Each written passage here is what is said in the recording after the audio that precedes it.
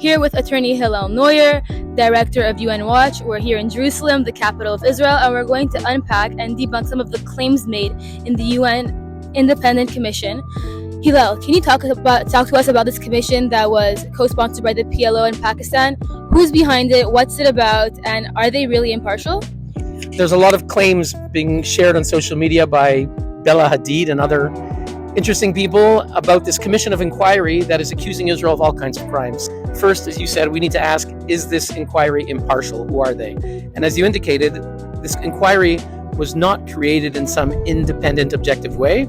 It was a political initiative. It was initiated by Pakistan and the PLO in May 2021. I was there. With no end date. It's one of the only inquiries of the UN that has no end date whatsoever. And it's deliberately created to target Israel. We know that in part because the people they appointed. So just briefly, a few of the people they appointed. Number one, the chair, Navi Pillay. This is someone who, right before she was appointed, wrote a letter to Biden saying you need to punish Israel for starting a war against Hamas, which was the opposite. Hamas started a war against Israel. So she already determined that Israel is guilty of attacking Hamas. This is in May 2021. Yeah, and I have to mention also that she was writing letters saying you have to sanction Israeli apartheid. So there's someone lobbying against Israel. Who else is behind this commission? Another member of the inquiry is Mr.Kothari, who most famously, about a year and a half ago, gave an interview where he said that the Jewish lobby is controlling social media and they're coming after me. He was condemned for his anti-Semitic remarks, not only by 18 countries, Belgium, Switzerland, countries that have never condemned a UN expert, but by the president of the Human Rights Council itself.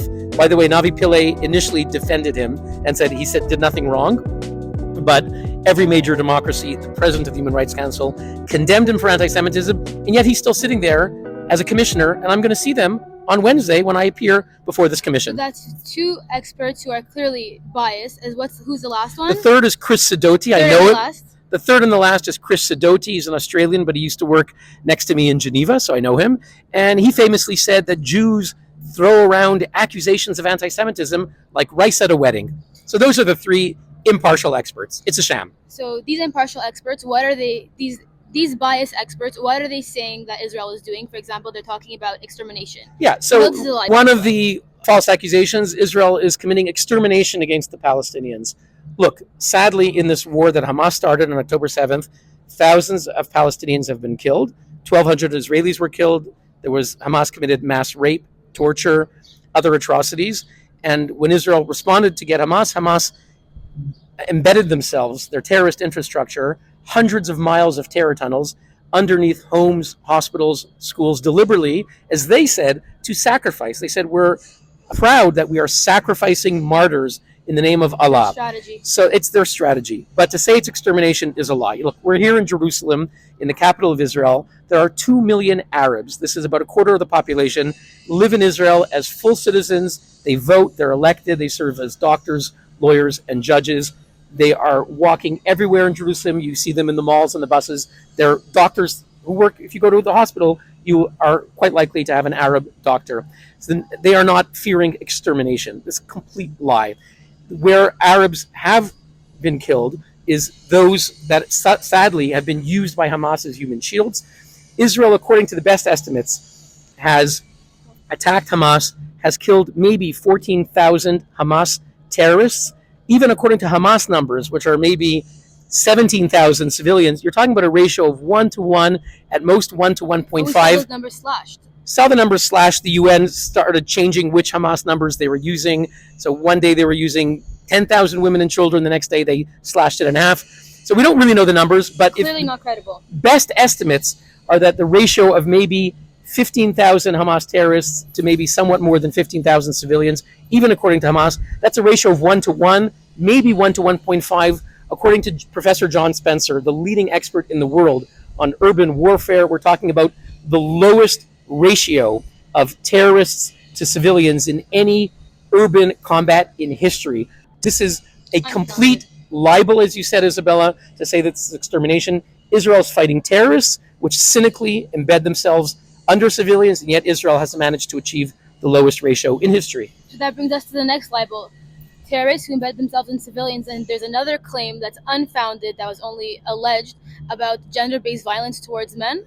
Yeah, the report accuses Israel of gender discrimination and sexual assault against Palestinians in Gaza. Look, this is a deliberate attempt to do a false moral equivalency. We know that Hamas orchestrated mass rape on October 7th, and including dead bodies. It's really despicable. And we know that this was orchestrated by Hamas. And in fact, the UN expert in New York on violence against women has acknowledged this when she visited southern Israel. What this commission of inquiry, a politically created commission of inquiry, totally biased, has claimed that Israel stripped men and young men of their shirts to humiliate them. The truth is the opposite. The truth is that they're in a conflict zone. They're in a conflict zone. Okay, there's no accusations of rape, by the way. They couldn't find them, so they tried to find something. So Israeli soldiers are in Gaza. They're seeing dozens of men in Gaza who, sadly, Hamas historically uses suicide bombers strapping explosives to their chests. So Israel, when the soldiers come into a given area, demands that they reveal that they're not carrying explosives. It's nothing to do with gender discrimination. So to say it's gender discrimination against men is some kind of twisted accusation that this biased commission concocted. It's completely absurd. They say it's discrimination based on gender mixed in with factors of race and nationality. They are twisting things to come up with something negative and evil when it's Israeli soldiers trying to make sure that Hamas don't wear uniforms. Exactly. So when you see men or even young men who could be Hamas terrorists, they're just acting to protect themselves. So speaking of Hamas doesn't even wear uniforms, and we know that Hamas does not care about their own people. They're holding their own people hostage.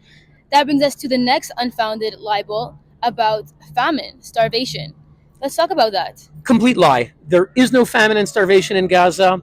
It doesn't mean there aren't individuals who are facing severe challenges. They are. But despite the photos that you may see, this is a complete lie. Israel today has let in more than 650,000 tons of humanitarian aid.